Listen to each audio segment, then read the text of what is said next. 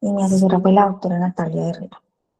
En cuanto a la tabla de contenido, entonces vamos a ver primero la definición. Si están pasando las diapositivas. Listo, entonces vamos a hablar sobre la definición, la epidemiología, la anatomía, el diagnóstico, los diagnósticos diferenciales, el tratamiento y pues para finalizar las conclusiones. Entonces, para definir, primero vamos a hablar sobre qué es una masa congénita del cuello, que básicamente es algo que va a existir desde el periodo embrionario.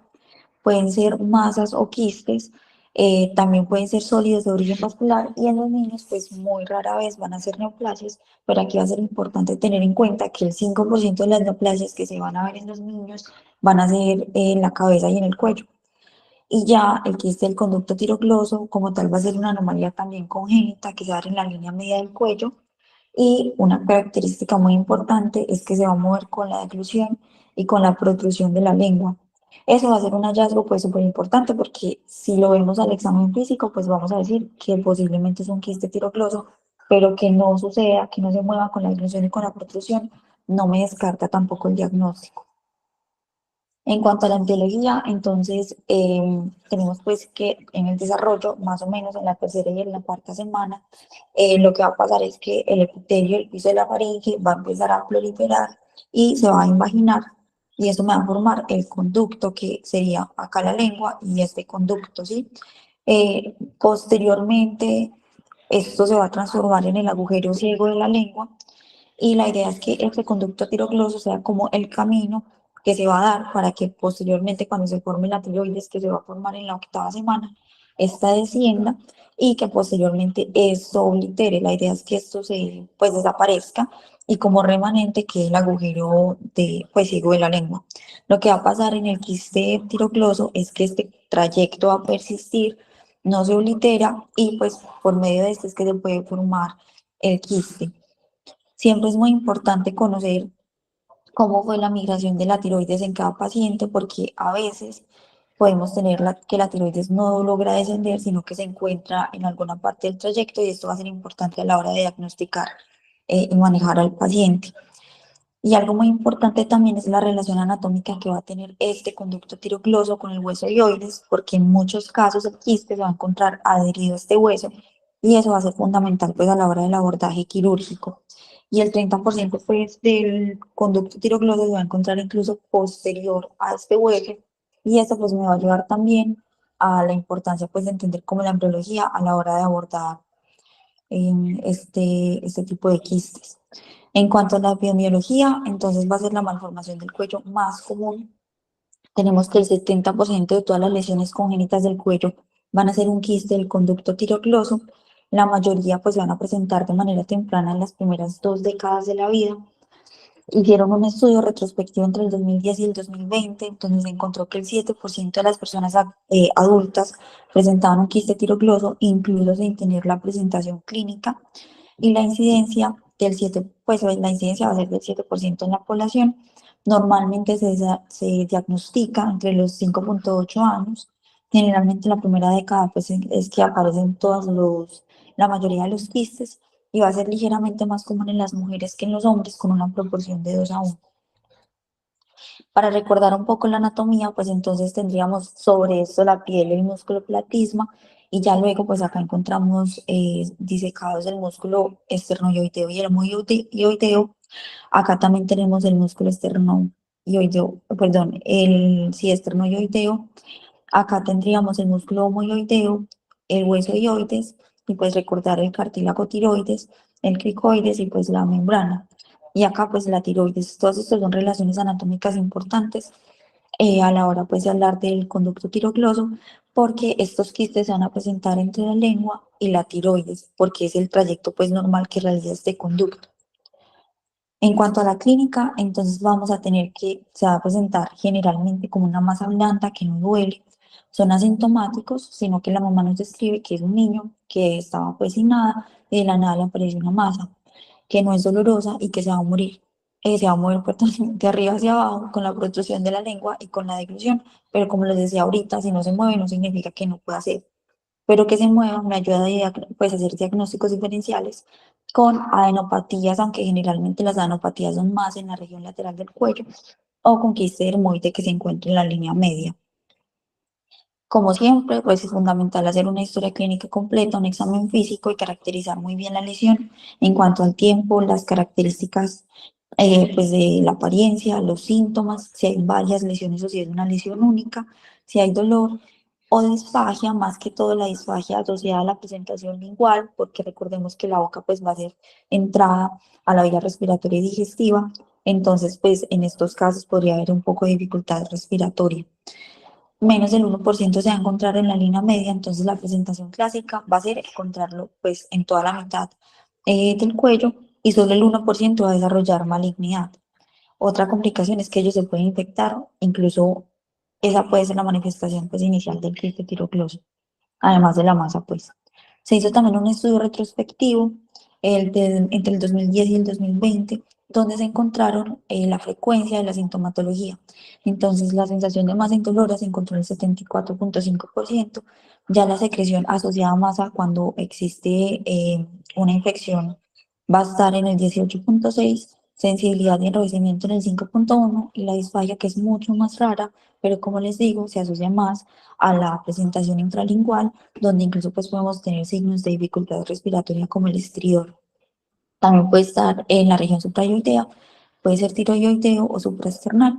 Y algo muy importante pues que voy a empezar a recalcar desde este momento es la tiroides, porque siempre que se tenga una sospecha de quiste tiroidoso tenemos que buscar dónde está la tiroides, si es normal y si es funcional, porque se ha visto que en algunos pacientes no es un quiste tiroidoso, sino la tiroides que es ectópica y pues al resecarlo dejamos al paciente con hipotiroidismo. Tenemos múltiples diagnósticos diferenciales que más adelante vamos a abordar pues de manera superficial, pero esta diapositiva pues les quería recalcar algo muy importante y es la ubicación, porque pues no va a ser lo mismo yo tener una masa central a una región, una masa pues en la región lateral. En el caso de las centrales, los principales diagnósticos diferenciales va a ser, además del quiste del conducto tiroidoso, el quiste dermoide, epidermoide o el teratoma, y ya en la región lateral pues ya podemos tener el quiste branquial, alguna malformación linfática o vascular, y también nódulos tiroideos, aunque los nódulos también pueden estar en la región central. En cuanto a las ayudas imaginológicas, pues va a ser fundamental, pues realmente en esta patología es muy importante. La principal va a ser la ecografía de alta resolución por la accesibilidad, porque realmente nos permite una caracterización muy buena de la lesión. Y adicionalmente, pues nos permite buscar dónde está la tiroides, y como les venía diciendo, pues es algo importante. La resonancia magnética en los niños también es muy buena, pero se va a guardar más que todo a las recidivas que pueda tener el quiste. Y la tomografía, pues realmente se conoce pues que es muy restringida en los niños. En cuanto a la gamografía de tiroides con tecnesio, realmente solo se va a aplicar en los casos en los que nuestra principal sospecha va a ser una tiroides ectópica, porque esta lo que nos va a permitir es ver la funcionalidad de esa masa pues que estamos viendo. En cuanto a la incidencia y la frecuencia pues, que vamos a encontrar, lo más común es el quiste del conducto tiroidoso, como les venía diciendo, era el 70%, luego el quiste branquial y por último pues el quiste dermoide, y ya luego pues tendríamos los otros diagnósticos diferenciales que son pues menos frecuentes.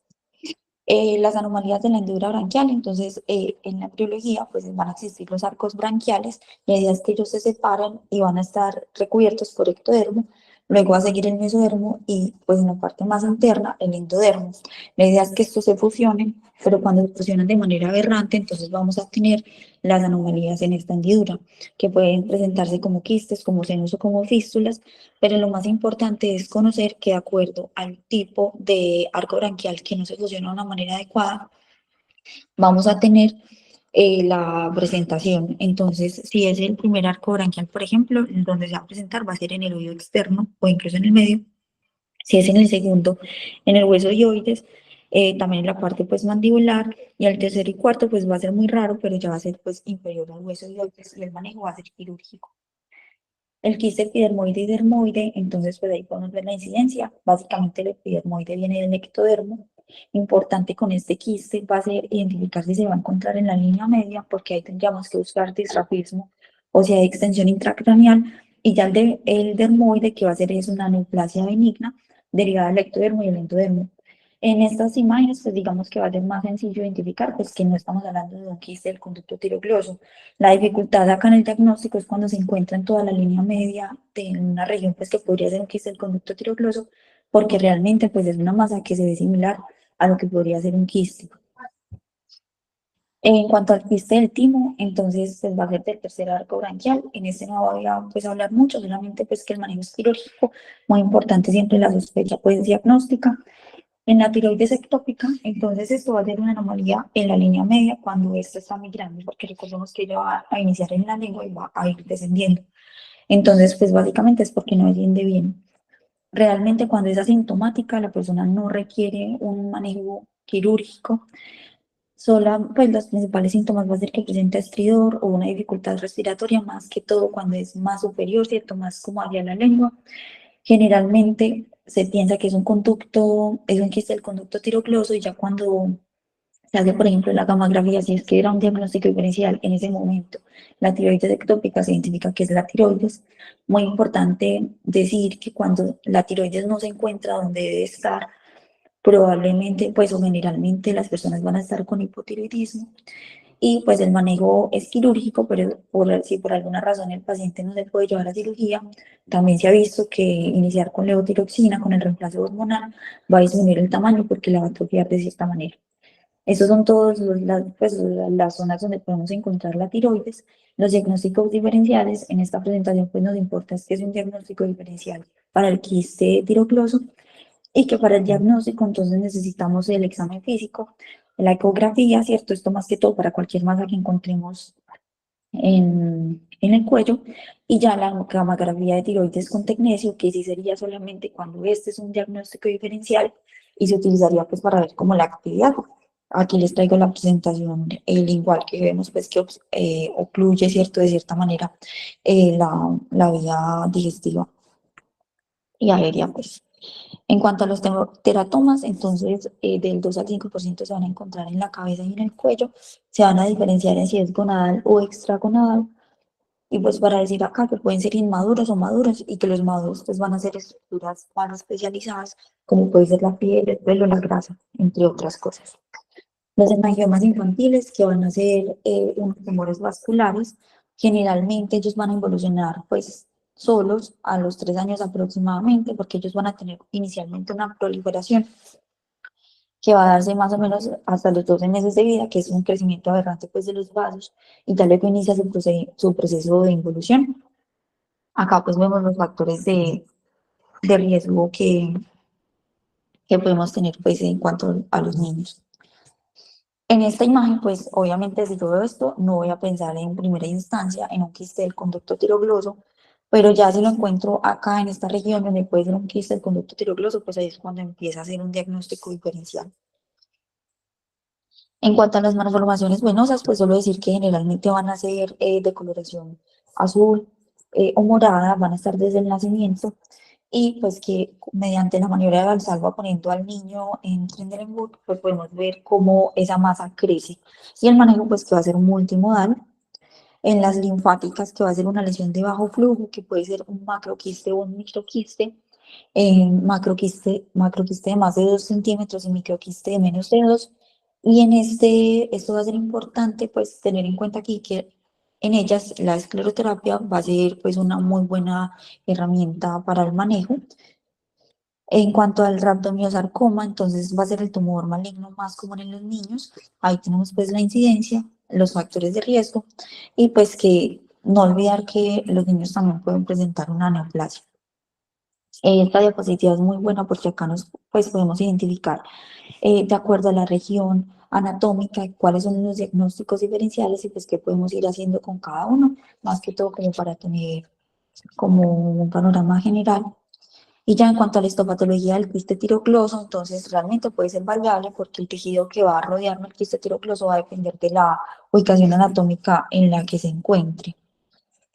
Entonces, generalmente pues va a ser un epitelio pseudoestratificado con cilios. En este caso pues vemos una imagen quística que va a estar rodeada de epitelio respiratorio, pero acá va a estar rodeado por epitelio, pues por tejido tiroideo. En cuanto al tratamiento, entonces es fundamental tener en cuenta cuál es el objetivo del manejo, que es quirúrgico. Va a ser básicamente una extirpación quirúrgica completa para evitar la principal complicación, que son las recurrencias, y porque también se ha identificado pues, que un quiste tirogloso puede posteriormente transformarse en algo maligno. También lo más importante, como ya les dije, es evitar la recidiva. Y en un estudio se identificó que cuando se eh, abordaba pues, quirúrgicamente en mayores a 2 años, se veía menos tasa de recurrencia, pero en otros estudios no es tan concluyente, entonces pues eso sería como entre comillas. Ya la causa de recurrencia, entonces, generalmente va a ser una resección incompleta de los conductillos suprayoideos y esto realmente es complejo, pues complejo porque estos quistes, estos conductillos, perdón, van a ser microscópicos, entonces a la hora de estar realizando pues la intervención quirúrgica es imposible darse cuenta pues de dónde están de manera específica. El tejido infrayoideo y perioideo y también por una infección preoperatoria. Se ha identificado que una infección preoperatoria afecta mucho como el resultado final de la cirugía, pues porque generalmente pues, se van a crear fístulas o por la inflamación se crean nuevos trayectos que no se logran resecar al momento del abordaje quirúrgico y esto lleva pues a una recidiva. En cuanto a la planificación, entonces, fundamental en estos casos, como ya les dije al principio, la imagen, la ecografía de la alta resolución va a ser lo que nosotros vamos a preferir. Tiene una buena caracterización, no irradia y es más accesible. La resonancia, pues, solo en las recurrencias y realmente en estos casos no está indicada una biopsia por aspiración.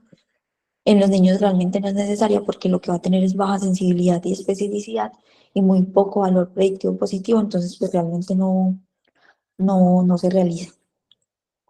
La cirugía, entonces hay que hacernos, pues se tienen que hacer varias preguntas. La primera es si realmente es un quiste tirocloso, porque los quistes tiroclosos son los únicos que se van a abordar mediante el procedimiento quirúrgico que se llama Sistrum. Es el único tejido tiroideo del paciente, porque tenemos que tener en cuenta que al resecarlo el paciente va a quedar con un hipotiroidismo y la forma pues de saber si es el tejido tiroideo del paciente pues va a ser palpación, historia clínica, la ecografía. En un paciente, sí, pues ya cuenta con hipotiroidismo, porque la mayoría de los pacientes con tiroides, por ejemplo, lingual, esto más que todo cuando yo estoy pensando que es una tiroides ectópica, van a tener hipotiroidismo concomitante, entonces siempre pedir una TSH en esos casos.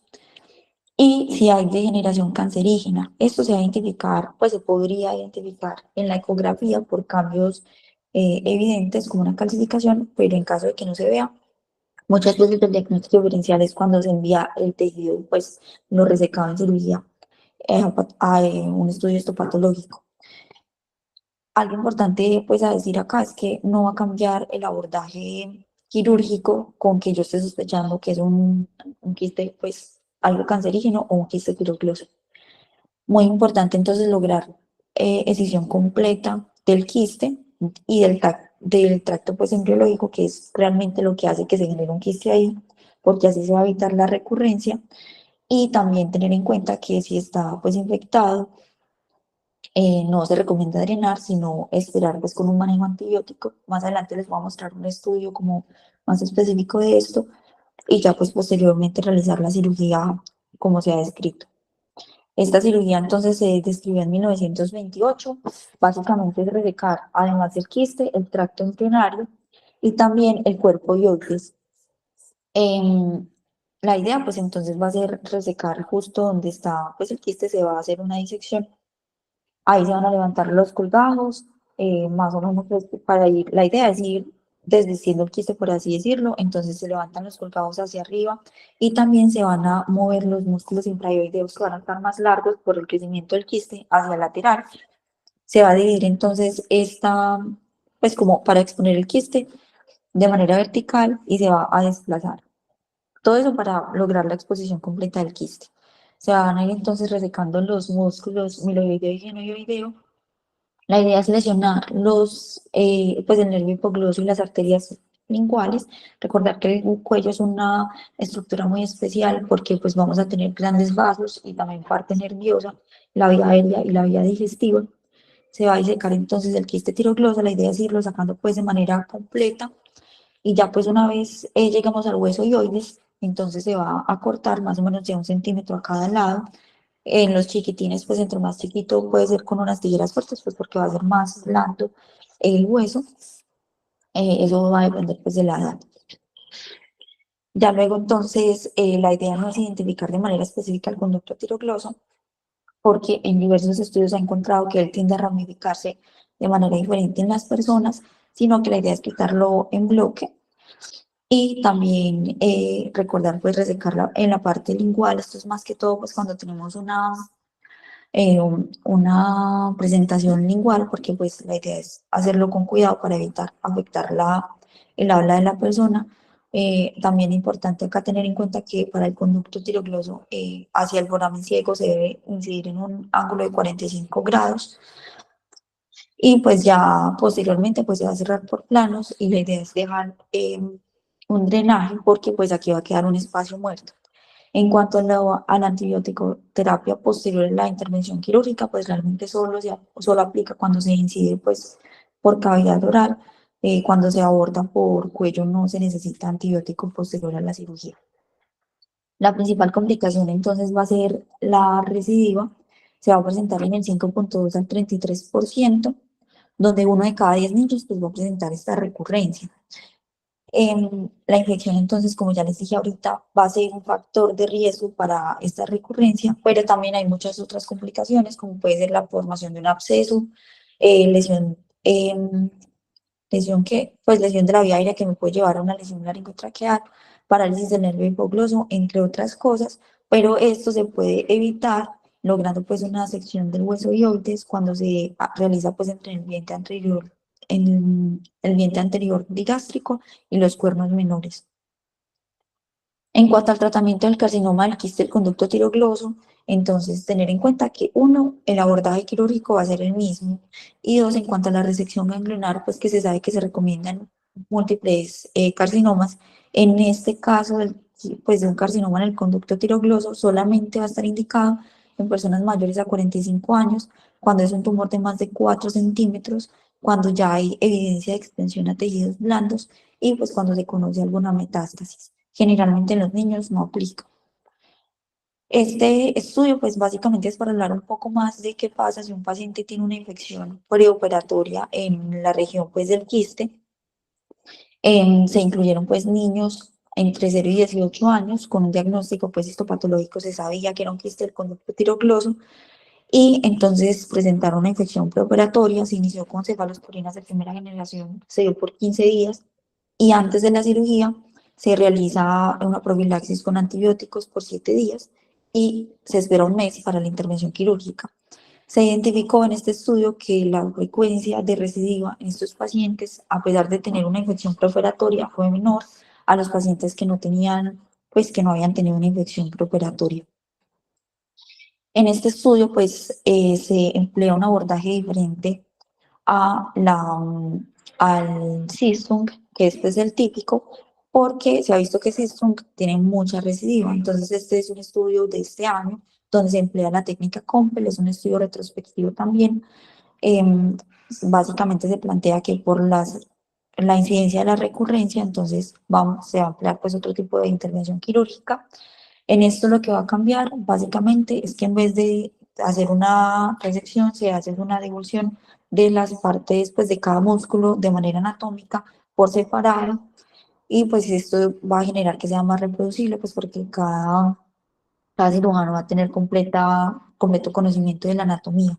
Para la inclusión de los pacientes en este estudio, se tuvo en cuenta que al menos una vez hubieran presentado una infección que haya tenido que ser manejada pues, con antibióticos. Solo en uno de los pacientes se requirió un manejo intravenoso. Fueron 5 pacientes y 2 de los pacientes pues, ya habían sido intervenidos por Sistrom previamente.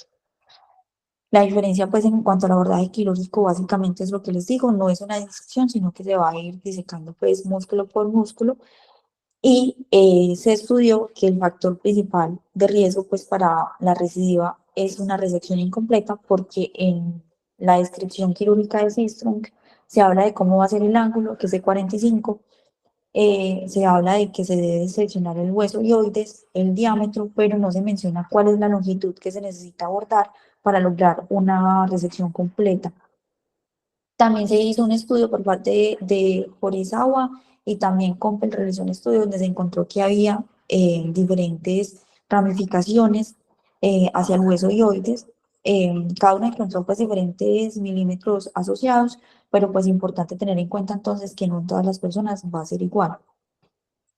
En este otro estudio, que de hecho pues uno de los autores es Compel, se encontró que 66 pacientes pediátricos de 66 pacientes pediátricos que habían sido abordados con Sistrum, presentaron una recidiva, se volvieron a abordar con Sistrum, algunos pues, y en ellos el 30% se encontró que otra vez presentaban una recidiva, el 20% pues, que se había hecho un abordaje con resección central del bloque, tenían un 20% de recidiva, pero los que pues habían sido intervenidos por Compelo por Perkins, pues una recidiva del 0%. En esta revisión se revisan 8 pacientes, pero Compel a su vez tiene otro estudio donde pues le hizo un seguimiento completo a personas que habían intervenido con su abordaje. Eran 112 pacientes y ninguno presentó una recidiva en 7,8 meses que fue el seguimiento. Entonces, el artículo pues, que les estaba presentando anteriormente concluye que es un abordaje reproducible y que pues como que quita la posibilidad de una subjetividad en cuanto a cuánto va a ser la longitud que se va a extirpar pues de acuerdo a Systrunk, porque no lo especifica. La dificultad que se menciona respecto a al procedimiento de Compel es que realmente la mayoría de investigación que se ha visto acerca de su procedimiento pues ha sido realizada por el mismo autor. Esa imagen para mostrar pues los músculos disecados, ¿cierto? Entonces en el A vamos a tener la fase del músculo genicloso, en el B el músculo glenoideo seccionado. Aquí vamos a ver entonces también el hueso dioides con el C y en el D una fístula cutánea. Y ahí, pues ya aquí cuando se extrae por completo el quiste, que vamos a encontrar entonces la fase del músculo genicloso, también vamos a encontrar el borde de resección del miloioideo y pues el trayecto del conducto tirocloso pues ya fue seccionado. Entonces, pues a pesar de que el autor Compel ha publicado la mayoría de sus resultados, realmente se identifica que es un resultado reproducible en este otro estudio pues de autor, con una recidiva del 20%. Pues en estos de 5 pacientes, uno presentó una recidiva, pero lo asocian a la curva de aprendizaje, pues porque realmente no es un procedimiento que se haya realizado mucho por todos los cirujanos. Y adicionalmente, en este estudio se hizo una búsqueda activa de las recidivas con una ecografía. Y normalmente la recidiva se sigue de manera clínica. Entonces, pues ahí también nos llevaría la duda de cuántos pacientes que se hayan intervenido previamente pueden tener una recidiva o no se haya hecho un abordaje quirúrgico completo y que no se identifique de manera clínica, sino ecográfica. Entonces, acá recordar que normalmente el seguimiento es clínico. Y pues la conclusión final es que realmente es algo seguro, reproducible y que se recomienda más que todo en casos que sean más complejos, ya sea por infección o por una fistulización. En este otro estudio, perdón, es una revisión sistemática acerca de los diferentes abordajes quirúrgicos que existen respecto al conducto, pues al quiste del conducto tirocloso, pero en cuanto a una recidiva. Entonces se inicia pues una búsqueda, se buscaban niños, todos menores a 18 años, los estudios que incluían personas mayores de 18 años no se incluyeron, con un diagnóstico de quiste tirocloso recurrente. Se miraron entonces que la recurrencia fuera posterior a un abordaje quirúrgico. Al final, pues se tomaron 9 artículos donde se encontró pues la recidiva y a cada, pues cuando se hizo como la revisión completa, entonces las personas que recibieron de nuevo Sistrum fueron 83 personas, pues de todas estas que se reintervinieron y 25 de ellos presentaron una recurrencia posterior a un Resistrum. En cuanto a la disección en bloque central del cuello, 15 personas fueron intervenidas con esta técnica y de ellos 3, o sea, el 20%, desarrolló recurrencia. Ya la faringotomía transilioidea con sutura guiada, este es el protocolo Perkins. 8 pacientes fueron intervenidos con esta técnica quirúrgica, donde ninguno presentó una recidiva, al igual que con Compel. 8 pacientes también fueron intervenidos con Compel y ninguno presentó una recidiva. Entonces, pues acá nos va mostrando una diferencia en cuanto a resultados, pero también se tiene que tener en cuenta que es diferente la cantidad de personas intervenidas. Y también pues les quería hablar un poco sobre la escleroterapia porque inicialmente se quería buscar un abordaje, pues un manejo menos invasivo que una cirugía. Este es un caso pues donde se reportan dos pacientes. Generalmente el problema con los artículos pues que hablan de escleroterapia en quiste tiroglosos que son primero con muy poca población y segundo con pues un seguimiento muy corto del manejo. Entonces la escleroterapia en estos quistes se ha realizado con OCA 432 y con etanol. Y como les dije, la idea era buscar un tratamiento menos invasivo. El uso para quiste tirogloso pues ha sido controversial porque realmente no se ha visto una tasa de éxito pues muy buena, el seguimiento es corto y pues acá como les dije, dos casos se revisaron. La idea con el OCA 432 es que él va a descomponer el epitelio de las paredes quísticas y eso lleva a que se vuelva más pequeño porque va a dar una reducción en el encogimiento que termina pues generando una inflamación que posteriormente llega a una reducción del tamaño del quiste versus el etanol, que lo que va a hacer es una deshidratación y desnaturalización que lleva pues a una necrosis, a una trombosis de vasos pequeños, perdón, fibrosis reactiva y todo esto pues lleva a una regresión final. Ese es como el mecanismo de acción. Pero en el quiste tirogloso realmente no se ha encontrado un buen resultado, a diferencia del linfangioma, que sí se encuentra pues como un resultado mucho mejor. Esto pues se han buscado las causas y las principales que se encuentran en la literatura va a ser que los trazos, pues los tractos que se encuentran en el hueso dioides, y como ya les dije, van a ser diferentes, ¿cierto? Eso es una variabilidad anatómica.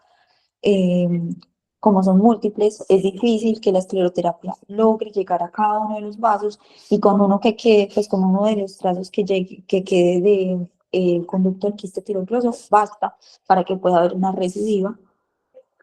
Realmente pues es difícil que todo este producto llegue hasta las partes más distales y esto pues le baja la eficacia.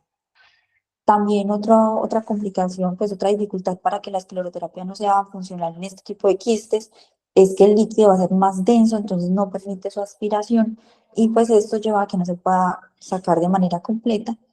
Pero por último, y la que se habla pues que tiene más como, o sea, la que es más posible que sea la causa, es la diferencia epitelial que se tiene entre un linfangioma y un quiste tirogloso, porque el linfangioma va a ser un epitelio simple con una sola capa celular donde todos los núcleos van a estar, pues los núcleos celulares van a estar a la misma altura, entonces va a ser más sencillo que la escleroterapia actúe en cada una de las células, mientras que en el quiste tirogloso, como ya les había dicho, es un epitelio columnar pseudoestratificado, ciliado, donde los cilios van a actuar tanto como defensa como para ayudar a la proliferación nuevamente, y pseudoestratificado, donde los núcleos no van a estar ubicados en la misma línea celular, por así decirlo, sino que van a estar pues a diferente altura y todo, y esto va a llevar a más dificultad para que la gente pues logre actuar en todas las partes.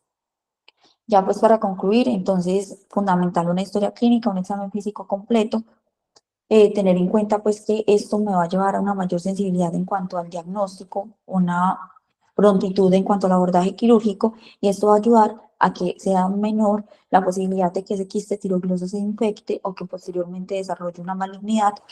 También que el movimiento de la masa en línea media del cuello cuando el niño deglute o realiza protrusión de la lengua tiene una alta sensibilidad para el diagnóstico, pero que el hecho de que no pase no significa que no sea un quiste tirogloso, que la ecografía es el estudio imaginológico de elección, a pesar de que hoy en día pues contemos con estudios imaginológicos más sofisticados, que el seguimiento se va a realizar de manera clínica y no ecográfica, que sí sigue siendo pues el abordaje primario, ¿cierto? El gold estándar para el abordaje pues este tipo de presentación, pero que en un abordaje secundario, en un abordaje donde ya sea más complejo por alguna infección o por una recidiva, pues se ha mostrado mejor evidencia con otros métodos como el COMPEL y que la escleroterapia pues no ha mostrado ser efectiva para ese tipo de manejos. Aquí entra la duda de si, por ejemplo, sería más eficaz de manera inicial abortar a un paciente con Compel o con Perkins en lugar de un Systrunk, pero pues esto todavía no tiene estudios como para mostrar la eficacia. Y eso era como lo que tenía para hoy.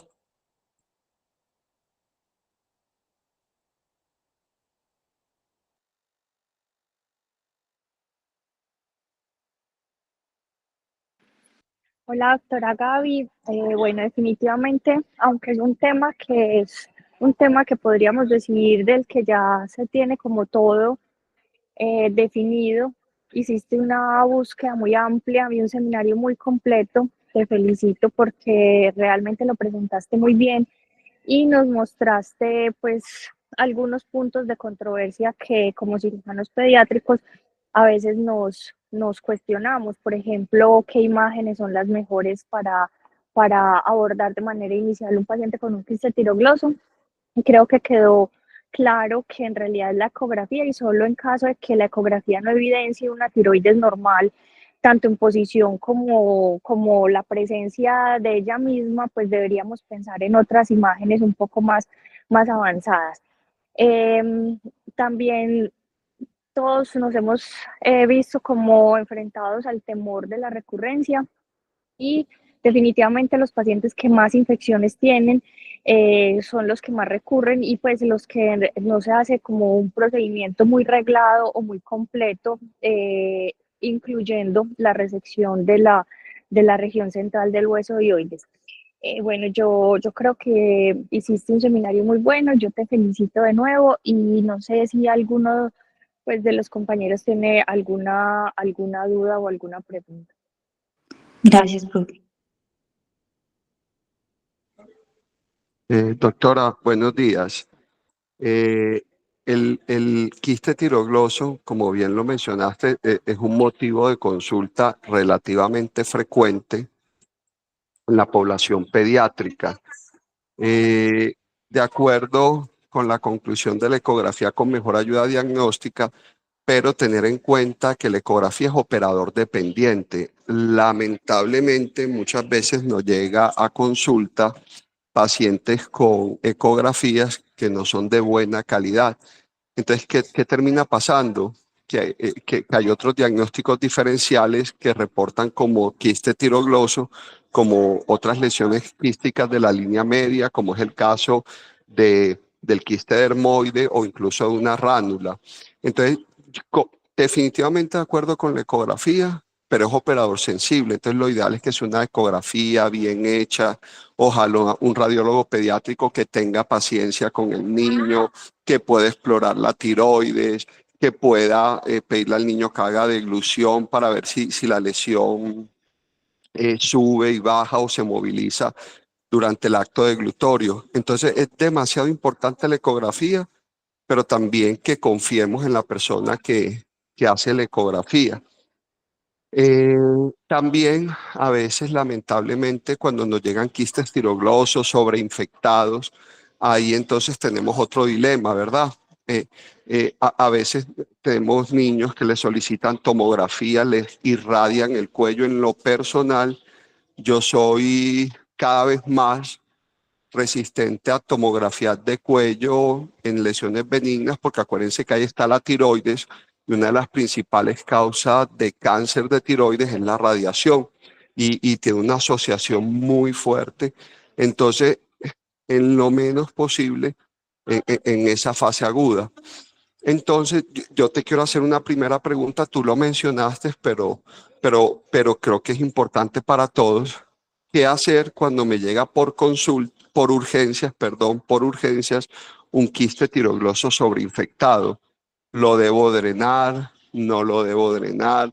¿Le debo dar manejo antibiótico o lo debo llevar a resección quirúrgica en ese momento? ¿Qué opinas sobre eso? Y también me gustaría conocer la opinión de los residentes quirúrgicos. Claro que sí, profe. Pues la idea es no drenarlo, ¿cierto? En segunda instancia, pues no se recomienda realizar una intervención quirúrgica en el momento agudo. Primero es un tejido que está inflamado, ¿cierto? Está hematizado, hay más riesgo de sangrado. El sangrado, pues sabemos que va a tener una complicación mayor en una región restringida como es el cuello, pues por todas las estructuras importantes que tenemos. Le iniciaría un manejo antibiótico y como mencioné, pues en la revisión, la idea es darle un antibiótico, pues una cefalosporina de primera generación al menos por un mes, por 15 días, perdón.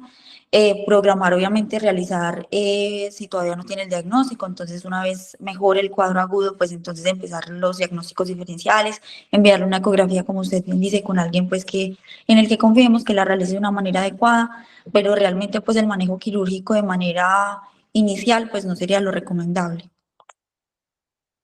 ¿Qué opinan el resto de los residentes quirúrgicos? Joan, Andrea, la doctora Carolina, también el doctor Esteban puede opinar. Manejo agudo de un quiste tiroglosio infectado, antibiótico, drenaje percutáneo, cirugía. ¿Qué opinan ustedes? Hola, profe. De acuerdo con la doctora Gabriela, pues en el momento agudo es el manejo como tal de la infección y no hacer resección quirúrgica hasta que esté como controlado como tal. Y manejo percutáneo guiado por ecografía para drenar la pus.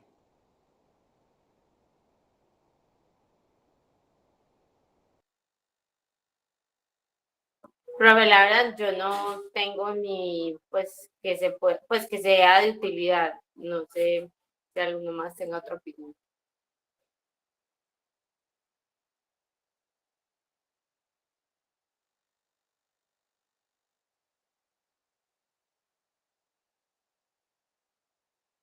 Sí, mira, yo en lo personal pienso, estoy de acuerdo con ustedes. Durante un proceso inflamatorio agudo, la idea es enfriar el proceso con antibióticos. Hace poco, hace poco nos llegó un paciente con un quiste tiroglosio gigante, infectado, de hecho por ecografía lo hizo radiología pediátrica, abundante pus y abundante detritus. Pues obviamente se le comenzó antibiótico, pero a pesar del inicio de antibióticos, la verdad, la induración en el cuello era grande. Tenía yo la misma pregunta, comencé a revisar un poco de bibliografía e incluso consulté el caso con los compañeros de adultos y bueno, y se opté por un drenaje percutáneo o un drenaje pues para el control pues de la infección en agudo, pero digamos que fue un caso especial, por eso hacía como esa pregunta. Lo segundo que creo que también es importante, miren que en el Sistrum, que hemos mencionado tanto el día de hoy, se recomienda hacer una resección de la lámina horizontal del hioides, ¿verdad? Realmente la idea es poder hacer toda una resección en bloque del trayecto fistuloso hasta la base de la lengua. Recomendaciones, muy cuidadosos en la llegada a la base de la lengua porque uno puede abrir el piso de la boca y obviamente el piso de la boca, además de que habría que reconstruirlo, tendríamos el riesgo de la contaminación del del campo quirúrgico. Entonces es muy cuidadoso esta resección. Normalmente, miren que la doctora mencionaba algo en los artículos. Muchas veces la recidiva es porque podemos hacer una resección incompleta y nos ha pasado a todos. Eso tiene que ver con la curva y no con la curva. Pues obviamente cuando uno va cogiendo curva es más consciente de hacer una resección completa de no solo del quiste, sino de todo el conducto tirogloso. En algún momento de la historia, hace como 15, 20 años, había una recomendación fuerte de la Academia Americana y era hacer gamografías de tiroides para establecer si era el único tejido tiroideo, porque hasta en el 1% de los casos puede ocurrir y el niño necesitaría suplementación hormonal, pero miren que la conclusión es que hacer una muy buena ecografía nos va a dar información si tenemos tejido tiroideo sano. No es el tema de hoy, pero incluso hemos tenido tiroides sumergidas al mediastino y conductos tiroglosos largos y hay que tener también en cuenta siempre el desarrollo embrionario de estas estructuras para el manejo. Eh, muy buen seminario de nuevo. Muchas gracias, doctora. Muchas gracias, profe. Que de acuerdo pues con la opinión del doctor Abraham y también recordando lo que había revisado la doctora Gabriela y teniendo en cuenta que en los adultos ha venido como ganando tanta fuerza el abordaje intraoral endoscópico, no sé si alguien ha tenido experiencia o ha leído, no sé si la doctora Gabriela encontró algo sobre resecciones del conducto tirogloso de esta forma, aunque no sé pues si también haciendo como una técnica de, pues como modificada de Sistrum de forma endoscópica. Profe, sí, ese es el procedimiento que describe Perkins, que básicamente es incidir pues con una cámara a través del conducto tirogloso, pues se mete por dentro, según entendí, y ahí se va a ir, se van a anastomosar pues las partes distales y así se va a evitar pues toda la parte del conducto, pero también posteriormente pues se realiza la resección en bloque y aquí es cuando sí va a estar incluida pues la antibiótico-terapia posterior a la realización. Pues la idea es como también resecar, dicen que más o menos de 1 a 1,5 centímetros de la base de la lengua, pero siempre describen que es fundamental tener en cuenta que a la hora de resecar pues tejido de la lengua, evitar, ¿cierto? Ser lo más cauteloso posible, por así decirlo, para evitar la movilidad, pues que no se nos afecte la movilidad de la lengua para el habla.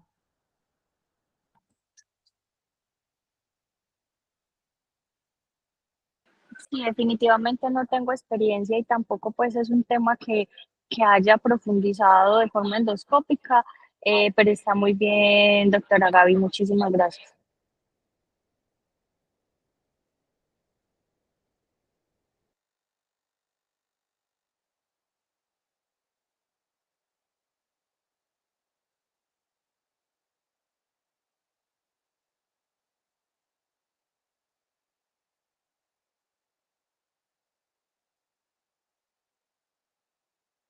Bien, si no hay más comentarios,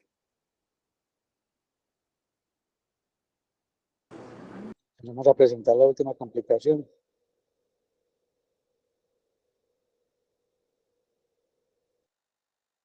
Listo, profe, ya la voy a poner.